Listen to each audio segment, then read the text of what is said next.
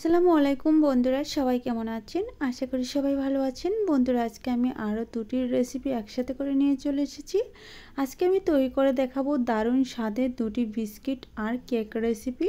আর এই রেসিপিগুলো তৈরি করে আপনারা একটা রেসিপি রাখতে পারবেন 1 মাস ঘরে সংরক্ষণ করে, আর অন্যটি 3 থেকে 4 দিন রাখতে পারবেন। চলুন বন্ধুরা, কথা না বাড়িয়ে আমি মূল ভিডিওতে চলে যাচ্ছি। তার আগে বলছি, প্লিজ বন্ধুরা, ভিডিওটি দেখার শুরুতে একটা লাইক দিয়ে সম্পূর্ণ ভিডিওটি দেখার চেষ্টা করবেন, আর ভালো লাগলে চ্যানেলটি সাবস্ক্রাইব করে রাখবেন। বন্ধুরা, এই রেসিপি দুটো চায়ের সাথে খেতে দারুণ মজার হয়ে থাকে। চলুন বন্ধুরা, এখন আমি মূল ভিডিওতে চলে যাচ্ছি। আমি প্রথম রেসিপি তৈরি করে দেখাচ্ছি। প্রথম রেসিপি তৈরি করার জন্য একটা মিক্সিং বোল লাগবে, আর লাগবে একটি ডিম। তারপর দিয়ে দিচ্ছি এখানে চিনি। আমি দিয়ে দিব 3 থেকে 4 টেবিল চামচ চিনি। আপনারা আপনাদের পছন্দ মতো চিনিটা দিয়ে দিতে পারেন। তারপর এখানে অন্য আরও উপকরণ অ্যাড করছি। এখানে দিয়ে দিচ্ছি বেকিং পাউডার, টেবিল চামচের 4 ভাগের 1 ভাগ। দিয়ে দিচ্ছি স্বাদ মতো লবণ, আর দিয়ে দিচ্ছি সামান্য পরিমাণে অরেঞ্জ ফুড কালার। সাথে দিয়ে দিচ্ছি 1 টেবিল চামচ ভ্যানিলা এসেন্স। এটা হচ্ছে ডিমের কাঁচা গন্ধ চলে যাওয়ার জন্য। তারপর একটা কাঁটা চামচের সাহায্যে ডিম, চিনি আর অন্য উপকরণ যে দিয়ে দিচ্ছি সেগুলোকে ভালোভাবে বিট করে মিশিয়ে নিচ্ছি। বন্ধুরা, আপনারা চাইলে হ্যান্ড উইক্সের সাহায্যে মিশিয়ে নিতে পারেন, তবে আমি কাঁটা চামচ দিয়ে মিশিয়ে নিচ্ছি। তারপর দিয়ে দিচ্ছি হাফ কাপেরও একটু বেশি সুজি। বন্ধুরা দেখেন, আমি যখন সুজি দিয়ে নেড়ে চেড়ে নিচ্ছি, এখন কিন্তু ব্যাটারটা অনেকটা পাতলা। আমি এখানে অ্যাড করে দিব ময়দা। বন্ধুরা, আমি যতটুকু সুজি দিয়েছি ততটুকুই ময়দা দিয়ে দিচ্ছি। দিয়ে তারপরে আবারও নেড়ে চেড়ে ভালোভাবে মিশিয়ে নিচ্ছি। দেখেন, যখন এই অবস্থায় আসবে তখন আমি চামচটা তুলে নিব। তুলে আমি হাতের সাহায্যে বাকি কাজটুকু করে নিব। বন্ধুরা, এই যে আমি বিস্কিটটি যে তৈরি করছি, আপনারা অবশ্যই চা বানানোর আগে আগে এই বিস্কিটটি তৈরি করে নেবেন, এতে করে খুব ভালো লাগবে। তারপর দিয়ে দিচ্ছি ভালো একটা ফ্লেভারের জন্য কিছুটা কালো জিরা দিয়ে তারপর সুন্দর একটা ডো তৈরি করে নিয়েছি। দেখেন কত সুন্দর হয়েছে। এখন কিন্তু অনেকটা টাইট হয়ে গিয়েছে। এখন আমি এটা তুলে নিব একটা বোর্ডের উপর। তার আগে আমি 5 মিনিটের জন্য রেস্টে রেখেছি। 5 মিনিট পর ফিরে এসে দেখাচ্ছি। এখন কিন্তু অনেকটা সেট হয়ে গিয়েছে। এখন আমি তুলে নিব একটা বোর্ডের উপর, নিয়ে তারপর সুন্দর একটা রুটি বানিয়ে নিব। আজকের বিস্কিটটি তৈরি করার জন্য অবশ্যই রুটি বানিয়ে তারপর বিস্কিটগুলো তৈরি করতে হবে। এই যে দেখেন, আমি বোর্ডের উপর নিয়ে চলে এসেছি। এখন একটা বেলনা দিয়ে বেলে মিডিয়াম আকারে একটা রুটি বানিয়ে নিব। বন্ধুরা দেখেন, রুটিটা বানানো খুবই সহজ। এই যে অনেকটা নরম ডো, এভাবে করে বানিয়ে তারপর আমি চতুর্দিক থেকে অসমান অংশটুকু কেটে দিব। দেখেন, আমার রুটিটা বেলে নেওয়া হয়ে গিয়েছে। এখন দেখবেন আমি চতুর্দিকে যে অসমান অংশটুকু আছে সেটা কেটে নিয়ে তারপর দেখাবো। তো রুটিটা আপনারা দেখতেই পাচ্ছেন আমি কতটুকু পাতলা আর মোটা রেখেছি। এখন আমি এই যে ছুরি দিয়ে কেটে নিচ্ছি, আর বাকি অংশটুকু সাইড থেকে রেখে দিচ্ছি। আমি পরবর্তীতে এগুলো দিয়েও বিস্কুট তৈরি করে নিব। চারপাশ থেকে এভাবে করে কেটে নিতে হবে। দেখেন, আমি সমান করে কেটে নিচ্ছি। নেওয়া হয়ে গেলে তারপর আমি বিস্কিটের শেপগুলো দেওয়ার জন্য আমি একটু এভাবে করে দাগ টেনে নিচ্ছি। তারপর আমি এভাবে করে কেটে নিচ্ছি। কেটে তারপর আমি বিস্কিটগুলো রেডি করে নিব। বন্ধুরা, যতক্ষণে আমি বিস্কিটগুলো রেডি করে নিব ততক্ষণে বলছি সম্পূর্ণ ভিডিওটি দেখার চেষ্টা করবেন। দেখার পর ভালো লাগলে চ্যানেল সাবস্ক্রাইব করে রাখবেন, তার সাথে একটা লাইক দিয়ে রাখবেন, আর পাশে থাকা বেল বাটনটি অন করে রাখবেন আমার চ্যানেলে ভিডিও সবার আগে পাওয়ার জন্য। দেখেন বন্ধুরা, পার্ট টু পার্ট আমি আলাদা করে নিয়েছি। এখন আমি বিস্কিটের শেপগুলো দিয়ে দিব। দেখেন আমি কিভাবে শেপগুলো দিয়ে দিচ্ছি দারুণ সুন্দর করে। আপনারা চাইলে গোলাকার আকারেও বানিয়ে নিতে পারেন, তবে আমি চারকোনা করে বানিয়ে নিচ্ছি। যদি আপনারা গোল সাইজে বানাতে চান তাহলে যে কোনো কৌটার মুখ দিয়ে এগুলো কেটে কেটে নিতে পারেন, অনেক সুন্দর বিস্কিট হবে।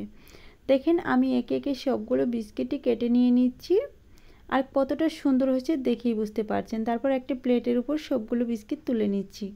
কালো জিরার বিস্কিট খেতে কিন্তু দারুণ মজার হয়ে থাকে, আর চায়ের সাথে খেলে কোনো তুলনাই হয় না। বন্ধুরা দেখেন, আমি সবগুলো বিস্কিট তুলে নিয়েছি। তুলে নেওয়া হয়ে গেলে আমি এগুলোকে চুলায় নিয়ে যাব ভেজে নেওয়ার জন্য।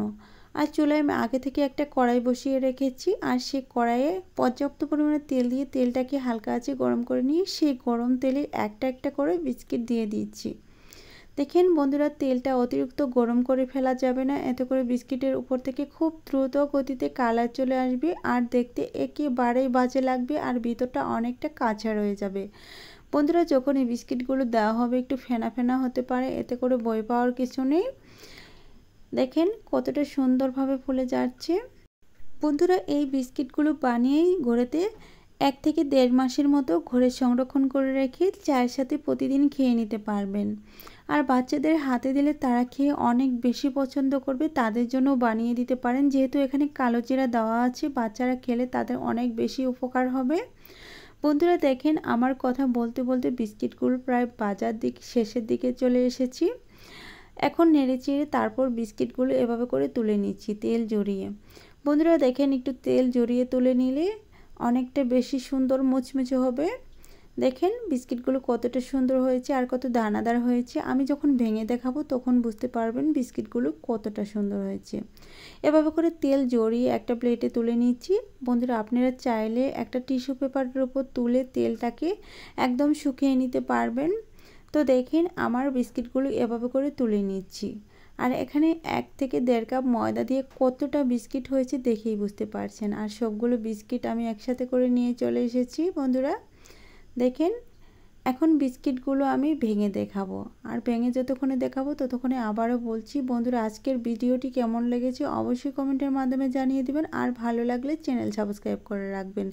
তার সাথে বলছি পাশে থাকা বেল বাটনটি অন করে দিবেন আমার চ্যানেলের ভিডিও সবার আগে পাওয়ার জন্য। দেখেন বন্ধুরা কতটা মুচমুচে হয়েছে আর কত দানাদার হয়েছে, ভিতর থেকে একেবারেই মুচমুচে, সেটা আমি বারবার দেখিয়ে দিচ্ছি।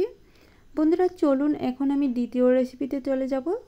তার আগে বলছি বন্ধুরা দ্বিতীয় রেসিপিও সম্পূর্ণ দেখার চেষ্টা করবেন। আজকের দ্বিতীয় রেসিপি তৈরি করার জন্য প্রথমে চিনি নিয়েছি 1/3 কাপ, 1/3 কাপের একটু কম নিয়েছি। তারপর দিয়ে দিচ্ছি ডিম, একটি ডিম নিয়েছি। এটা রুমে রাখা ডিম, নর্মাল রুম টেম্পারেচারে রাখা। ফ্রিজ থেকে যদি দিয়ে দেন তাহলে আধা ঘন্টা আগে বের করে রাখবেন। দিয়ে দিচ্ছি স্বাদ মতো লবণ, দিয়ে দিচ্ছি 3 থেকে 4 টেবিল চামচ রান্নার রেগুলার তেল। বন্ধুরা আপনারা চাইলে বাটার ঘি দিতে পারেন। তারপর দিয়ে দিচ্ছি দেখেন 3 থেকে 4 টেবিল চামচ তালের রস।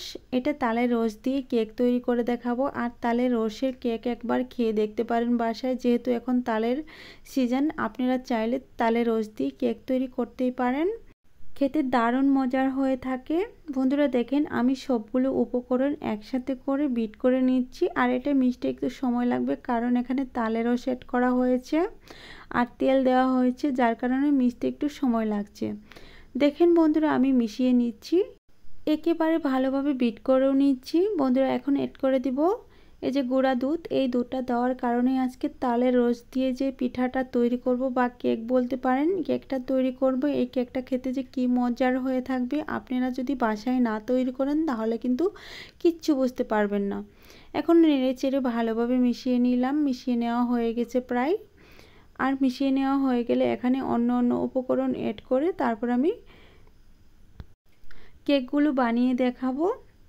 তো এটা আমি একটু মেশাতে সময় নিয়েছি, আপনারা অধৈর্য হয়ে যায়েন না, কারণ এটা ভালোভাবে মিশালে পিঠাগুলো বা কেকগুলো অনেক বেশি ফুলকো ফুলকো হবে। আমার মিশানো হয়ে গিয়েছে, এখন আমি দিয়ে দিব ময়দা। বন্ধুরা আমি ময়দাটাকে চেলে দিচ্ছি, যেহেতু চেলে দিলে ভিতরে পোকা টোকা থাকলে সেটাও বের হয়ে যাবে। আর দিয়ে দিচ্ছি সাথে 1 টেবিল চামচ বেকিং পাউডার। এদিকে কেকগুলো দারুণ ফুলকো ফুলকো হবে। বন্ধুরা আমার চেলে নেওয়া হয়ে গেছে, এখন আমি নেড়ে চেড়ে ভালোভাবে মিশিয়ে নিব। বন্ধুরা এখানে একটা বিষয় খেয়াল রাখতে হবে, আমি কিন্তু বেকিং পাউডারটা সবার পরে মিশিয়েছি, যার কারণে বেকিং পাউডারের টেক্সচারটা একদম সুন্দর থাকবে। এটা সর্বপ্রথম মেশাতে যাবেন না, এতে করে বেকিং পাউডারের টেক্সচারটা চলে যাবে আর রেসিপিগুলো নষ্ট হয়ে যাবে। তো দেখেন বন্ধুরা এভাবে করে মিশিয়ে নিচ্ছি, আর কত সুন্দর নরম তুলতুলে একটা ডো হয়েছে। আমি ভালোভাবে এটাকে মিশিয়ে নিচ্ছি, আর যত ভালো মেশাবেন তত ভালো কেক পিঠাগুলো দারুণভাবে ফুলবে আর ভিতরে অনেক জালি জালি হবে। তো বন্ধুরা আমার মিশিয়ে নেওয়া হয়ে গেছে, তারপর আমি একটু ঢাকনা দিয়ে ডেকে রেস্টে রেখে দেব 5 মিনিটের জন্য। 5 মিনিট পর ফিরে এসে দেখাবো 5 মিনিট পর কেমন হয়েছে। বন্ধুরা আমি 5 মিনিট পর চলে আসলাম, এখন ঢাকনাটা তুলে নিচ্ছি। তুলে তারপর আমি দেখছি এই যে নাস্তাগুলো বানানোর জন্য বা কেকগুলো বানানোর জন্য একেবারে সুন্দর একটা ডো হয়েছে। আমি হাতে তেল লাগিয়ে অল্প অল্প করে ডো নিয়ে তারপর আমি নাস্তাগুলো বানিয়ে নিচ্ছি। দেখেন প্রথমে এক হাত দিয়ে এভাবে করে বানিয়ে তারপর দু হাতের তালুতে ঘুরিয়ে ঘুরিয়ে নাস্তাগুলো তৈরি করে নিতে হবে। দেখেন একেবারে ক্লিন আর কত সুন্দর নাস্তা হয়েছে। বন্ধুরা এই নাস্তাগুলো একেবারে বানিয়ে রাখা যাবে না, একটা একটা করে বানিয়ে তেলের উপর ছেড়ে দিতে হবে। আমি তেলটাকে আগে থেকে চুলায় গরম করে রেখেছিলাম, অবশ্যই হালকা আঁচে গরম করে রাখতে হবে। আর সেই গরম তেলে একটা একটা করে পিঠা বানিয়ে আমি দিয়ে দিচ্ছি। দেখেন পিঠা দেওয়ার সাথে সাথে কিন্তু বুদবুদি ওঠেনি, তার মানে তেলের গরমটা আপনারা নিশ্চয়ই বুঝতে পারছেন। অতিরিক্ত গরমও করা যাবে না, আবার একেবারে ঠান্ডাও রাখা যাবে না। বন্ধুরা দেখেন আমি নেড়ে চেড়ে এই যে কেক পিঠাগুলো বেজে নিচ্ছি। আর কেক পিঠাগুলো কেমন হয়েছে অবশ্যই কমেন্টের মাধ্যমে জানিয়ে দিবেন। আর ভালো লাগলে চ্যানেল সাবস্ক্রাইব করে রাখবেন। তার সাথে বলছি বন্ধুরা আমার চ্যানেলে একবার হলেও ঘুরে আসতে পারেন, অনেকগুলো রেসিপি আছে, আপনারা যে কোনো একটা রেসিপি শিখে নিতে পারবেন। তবে আমার চ্যানেলে ঘুরে আসলে আপনাদের ভালোই লাগবে, আমি নানান ধরনের এই নাস্তার রেসিপি তৈরি করে দেখাচ্ছি। বন্ধুরা দেখেন উল্টিয়ে পাল্টিয়ে এভাবে করে নেড়ে চেড়ে আমি ভেজে নিচ্ছি কেক পিঠাগুলো। আর কেক পিঠাগুলো কালার পরিবর্তন হয়ে আসলে আমি এগুলোকে তুলে নিব।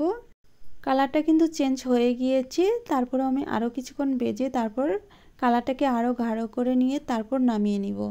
বন্ধুরা এই নাস্তাগুলো যত সময় নিয়ে ভাজবেন তত কিন্তু ভালো লাগবে, আর ভেতরটা অনেক বেশি কুক হয়ে যাবে, এতে করে ভেতরে কোনো রকম কাঁচা থাকবে না। তো দেখেন বন্ধুরা এই যে নাস্তাগুলো আমি ভেজে নিয়েছি, এখন আমি নাস্তাগুলো তুলে নিব। তার জন্য একটা ছিদ্রযুক্ত শাকনা নিয়েছি, আর এই শাকনা দিয়ে একটা একটা করে নাস্তা তুলে তেল জড়িয়ে নিচ্ছি।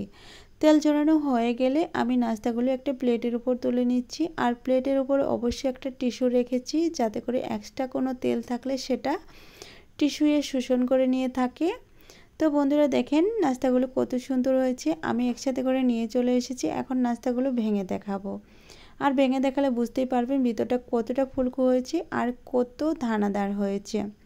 বন্ধুরা আমি যতক্ষণই নাস্তাগুলো ভেঙে দেখাবো ততক্ষণে বলছি প্লিজ বন্ধুরা আজকে দুটি রেসিপি কেমন হয়েছিল অবশ্যই কমেন্টের মাধ্যমে জানিয়ে দিবেন। আর ভালো লাগলে চ্যানেল সাবস্ক্রাইব করে রাখবেন। আজ এই পর্যন্তই, ভালো থাকবেন, সুস্থ থাকবেন, আল্লাহ তাআলার কাছে এই কামনা করে বিদায় নিচ্ছি। পরবর্তীতে আবারও দেখা হবে নতুন কোনো রেসিপি নিয়ে। ততক্ষণে সবাই অনেক বেশি ভালো থাকবেন, অনেক বেশি সুস্থ থাকবেন। খোদা হাফেজ।